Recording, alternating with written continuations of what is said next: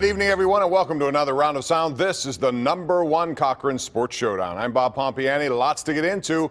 Hockey season is here. Banner raising on Wednesday. We'll assess the Penguins and their chances. The Pirates season is over. Baseball playoffs begin. What will happen with Andrew McCutchen? But the #1 topic tonight on the #1 Cochran Sports Showdown will be the Steelers at Baltimore today. And here's your panel left to right on your television screen. Chris Mack, pre- and post-game host on the Fan of all Pirate baseball. In the middle, it's Colin Dunlap from the Fan Morning Show. He anchors that show. And to the right, it's Tim Benz, Trib Live and Steelers Radio Network. So, Tim, let's get right into this. They win by 17.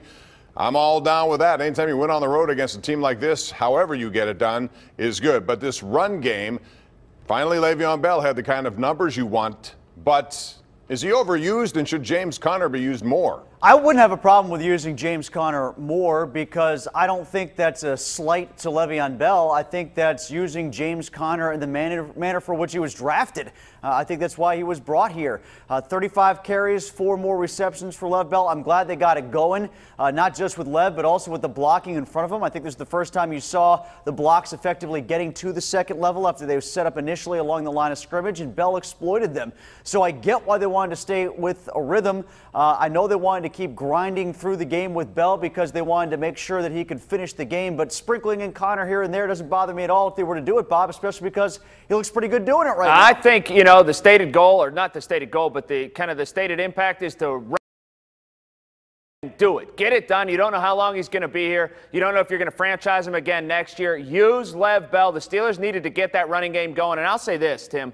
This is the first time I thought that Le'Veon Bell looked start and stop-wise, put his foot in the dirt-wise. This is the first time he looked like Le'Veon Bell all year for me, and I loved it. Yeah, and this is, a couple weeks ago, we're talking about how he's not looking like himself, right, and he's not getting used enough, and we got to get him into the flow of the ball game. This is exactly what I wanted to see. I wanted to see them establish a running game and stick with it, even if they weren't ripping off huge chunks of yardage. And in the second half, they did get a couple longer runs. You sprinkle some James Conner in, a little more of him maybe to keep Bell fresh late in the season. And to your point, Colin, yeah, run the wheels off. What else are you going to do with this guy? I have a hard time complaining, considering I thought that Rosie Nix, DeCastro, Pouncey, and Ramon Foster just leaned on people in that second half and beat them up. Well, it's not a complaint. I mean, I'm not complaining that he was being used too much. And Bob phrased the question, right. Did the run game come into its own? Yes, it did. And could they use Conner a little bit more? Yeah, I think they could, because from what I saw from Conner, he was running well too. I got no complaints about the run game. It was great to see it come together the way it did. Just long term, I think Conner has shown enough in limited opportunities that you could sprinkle him in more and not lose productivity, especially early in the game, if you want to use Bell 35 times, because you need to if the run game is working as it was today. The passing game, not necessarily the kind of success that I think people want. They're 3-1, so as I said, there's a lot to like about that. But, Colin, when you look at Ben Roethlisberger, he looks still not the way you would expect him to look. He's overthrowing a lot of guys, seems to be at times indecisive, and Antonio Brown got a little upset when he was wide open and didn't get the ball. Right. I thought it was 2 plays by Ben, not necessarily a full game. I thought it was a misread on Antonio Brown, which Antonio Brown let a Gatorade cooler know and all of Steeler Nation know, and I thought it was an overthrow to Martavis Bryant. Those are 2 plays, 2 big plays. If Ben makes those throws, or even one of those 2 throws, we're probably talking about a whole different performance. Ben Roethlisberger's getting old. It is what it is. Are his skills deteriorating a little bit? Maybe so, but I think Ben Roethlisberger will be just fine. He's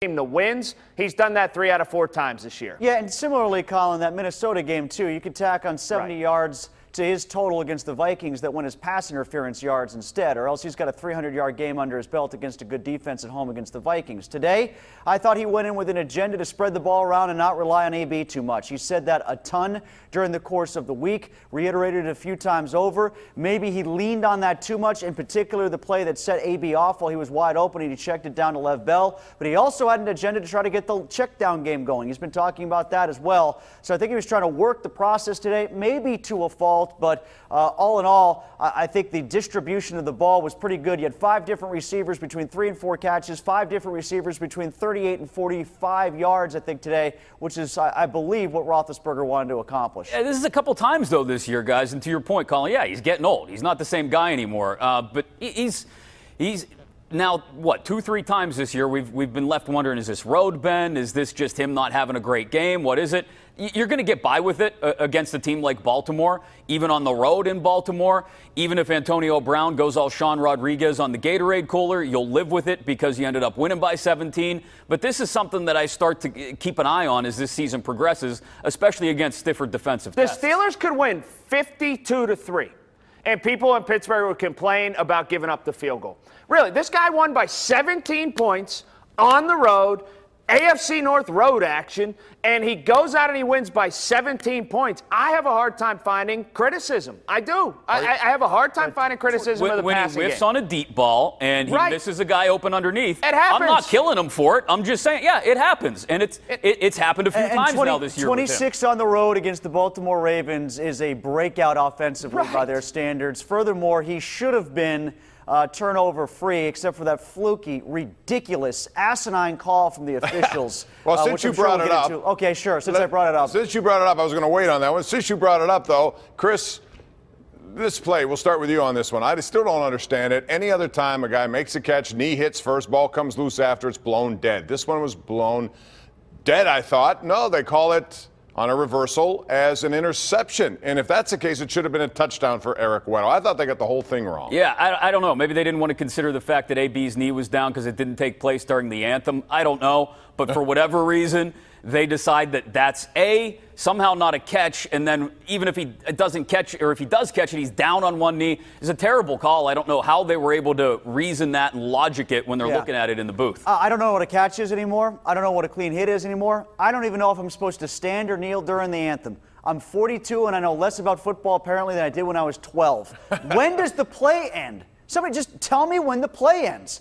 Because if he was contacted down in possession of the ball, that is the end of the play, I thought. I don't know why it's so different for a receiver than a running back. Because if Antonio Brown, and the theory is, once you secure the ball and you're starting to move, you then kind of become a running back. So if he caught the ball and went down and was touched, you guys tell me, if he had gotten up and tried to run after that, no way. They would have said he was down, right? Right. So I don't know where that call came from. It was like Pete Morelli and Troy Polamalu in Indy. Yeah, it's very, very unusual. Anyway, we have more coming up on the Steelers. We're going to talk about an interesting scratch today involving James Harrison and their run defense, which, you know, by and large, is a very good defensive group when healthy, but they do still give up big plays in the run game. We'll talk about that and more later. Some Penguins talk, Pirate talks, all coming up next right here on the #1 Cochran Sports Showdown.